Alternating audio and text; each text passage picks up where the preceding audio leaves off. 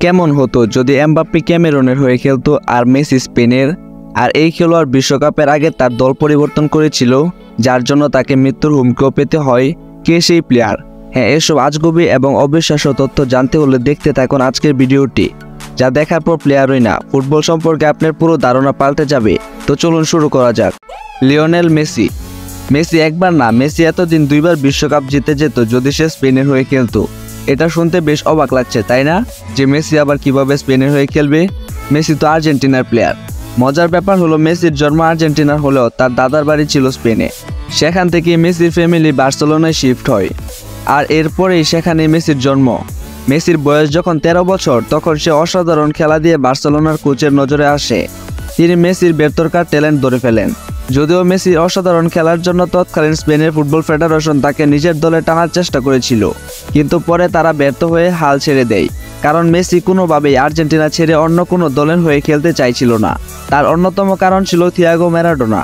ম্যারাডোনার অসাধারণ খেলা এবং আর্জেন্টিনার বিশ্বকাপ জয় মেসিকে আর্জেন্টিনার হয়ে খেলতে প্রেরণা জাগায়, আর মেসিও সেই অধারা বিশ্বকাপের স্বপ্ন ধরতে আর্জেন্টিনার হয়ে খেলতে শুরু করে। জলাতান ইব্রাহিমোভিচ। সুইডেনের জলাতান ইব্রাহিমোভিচ নিজেই অনেক বড় ব্র্যান্ডগুলোর মধ্যে অন্যতম একটি ব্র্যান্ড। হ্যাঁ, জলাতান এতটাই জনপ্রিয় খেলোয়াড়, বিশ্বজুড়েও জলাতান অনেক নামকরা একজন ফুটবল খেলোয়াড়। কিন্তু কেমন লাগবে যদি আমি বলি জলাতান বসনিয়ার হয়েও খেলতে পারতো, কিংবা ক্রোয়েশিয়ার হয়ে? হ্যাঁ, 1981 সালে জলাতানের জন্ম সুইডেনে হলেও তার বাবা সেফিক ইব্রাহিমোভিচ আসলে বসনিয়ার নাগরিক। তিনি 1977 সালে বসনিয়া থেকে সুইডেনে চলে আসেন, আর তার মা ছিলেন ক্রোয়েশিয়ার নাগরিক। মানে জলাতান চাইলে বসনিয়ার হয়েও যেমন খেলতে পারতো, তেমনি তিনি চাইলে ক্রোয়েশিয়ার হয়েও খেলতে পারতো। ক্রোয়েশিয়ার প্রতি এই টান থেকে 2018 সালে লুকা মডরিচ যখন best football player of the year জিতে যায়, তখন জলাতান তাকে অভিনন্দন জানিয়েছিলেন, আর তাকে নিয়ে অনেক প্রাউডও ছিলেন। Mesut Ozil. মেসুত ওজিলের জন্ম এবং বেড়ে ওঠা জার্মানিতেই। 4 ভাইয়ের মধ্যে সবচেয়ে ছোট মেসুত ওজিল বেড়ে ওঠে দারিদ্রতায়। তার বাবা মায়ের কাছে কোনো টাকা ছিল না। সে সময় জার্মানিতে অভিবাসীদের আনএমপ্লয়মেন্ট রেট ছিল 70%-এরও বেশি। ওজিল তার ভাইদের সাথে জার্মানিতে ফুটবল খেলা শুরু করে, কিন্তু তার ভাইয়েরা জার্মানিতে ফুটবল খেলাকে সিরিয়াসলি নিচ্ছিল না, কারণ তারা তুর্কির হয়ে খেলার কথা ভাবত। তো সেই হিসাবে ওজিলেরও একই বাবার কথা ছিল, তাই না? কিন্তু না, ওজিল দারিদ্রতা থেকে মুক্তি পাওয়ার উপায় হিসেবে ফুটবল দেখেছিল। ওজিল অসাধারণ ফুটবল খেলতে শুরু করে, আর ওজিল এতটাই অসাধারণ খেলতো যে 5 বার জার্মানির হয়ে সবচেয়ে ভ্যালুয়েবল খেলোয়াড় হিসেবে সিলেক্ট হয়েছিল। যদিও জার্মানির হয়ে খেলার পাশাপাশি ওজিল তার মাতৃভূমি তুরস্কের ফুটবলেও অনেক অবদান রেখে গিয়েছেন। Diego Costa. এটা ডিয়েগো কস্তার ব্রাজিলের জার্সিতে, আর এটা স্পেনের জার্সিতে। কি কনফিউজ? ডিয়েগো 2013 সালে ব্রাজিলের হয়ে 2 বার খেলেছিল, তবে পরবর্তীতে 2014 সালে ডিয়েগো স্পেনের সিটিজেনশিপ পান, আর তখন তিনি স্পেনের হয়ে খেলার সিদ্ধান্ত নেন। তার এই সিদ্ধান্তে ব্রাজিল টিমের ম্যানেজার রাগে ফেটে পড়েন। 2014 সালের বিশ্বকাপের আগে ডিয়েগো এরকম ব্রাজিলকে ডাম্প করে।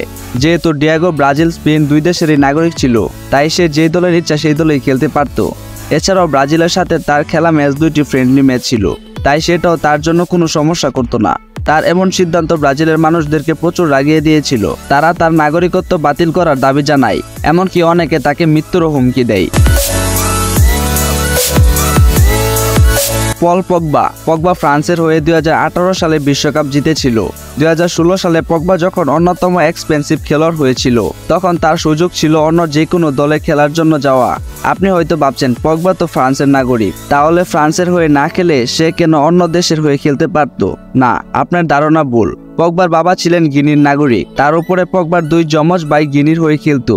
এটা আরো বড় একটা সমস্যা ছিল। যদিও পগবা আর গিনির হয়ে খেলার সুযোগ পায়নি, তাই সে ফ্রান্সের হয়ে খেলার সিদ্ধান্ত নেয়। আপনার কি মনে হয় না যে এটা পগবার জীবনের অন্যতম একটা বড় সিদ্ধান্ত ছিল? হ্যাঁ, এভাবেই অনেক খারাপ থেকেও ভালো কিছু হতে পারে। Kylian Mbappe. কিলিয়ান এমবাপ্পে ফ্রান্সের একজন স্টার খেলোয়াড়, কিন্তু তার ক্যামেরুনের হয়ে খেলার সুযোগ ছিল কিভাবে? এমবাপ্পের বাবা ছিলেন ক্যামেরুনের নাগরিক, আর তার মা ছিলেন আলজেরিয়ার, অর্থাৎ তার ক্যামেরুনের পাশাপাশি আলজেরিয়ার হয়ে খেলার সুযোগ ছিল। কিন্তু তিনি ফ্রান্সেই চুজ করেন, কারণ তিনি নিজেকে ফ্রান্সের নাগরিক বলতে বেশি পছন্দ করতেন। David Alaba. ডেভিড আলাবা অস্ট্রিয়ার ন্যাশনাল ফুটবল টিমের ক্যাপ্টেন, কিন্তু আমি যদি বলি তিনি নাইজেরিয়ার হয়েও খেলতে পারতেন। হ্যাঁ, তিনি অস্ট্রিয়ার বাসিন্দা হলেও তার বাবা ছিলেন নাইজেরিয়ার।